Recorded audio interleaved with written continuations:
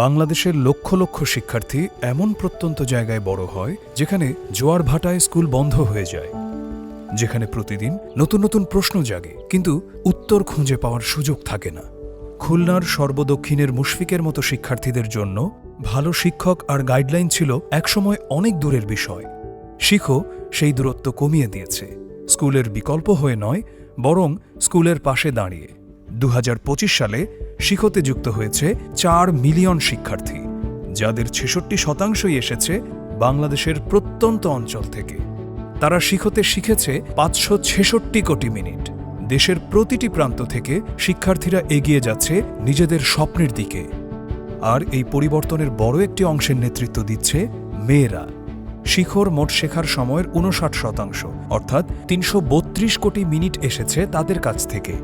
তারা শুধু শিখছে না, তারা নিজেদের ভবিষ্যৎ নতুনভাবে তৈরি করছে।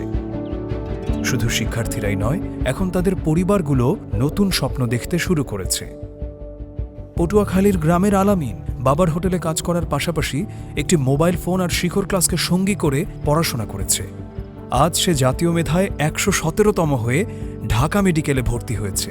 আর খুলনার সবচেয়ে প্রত্যন্ত এলাকা থেকে মুশফিক নিজের এলাকার প্রথম শিক্ষার্থী হিসেবে জিপিএ 5 পেয়ে জায়গা করে নিয়েছে নটরডেম কলেজে।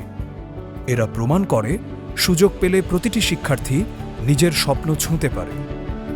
2025 সালের এসএসসি পরীক্ষায় শিখোর 5400-এরও বেশি শিক্ষার্থী জিপিএ 5 পেয়েছে। শিখো বিশ্বাস করে একজন শিক্ষার্থী কোথায় জন্মেছে সেটা কখনো তার স্বপ্নের সীমানা ঠিক করতে পারে না, কারণ মানসম্মত শিক্ষা সবার অধিকার।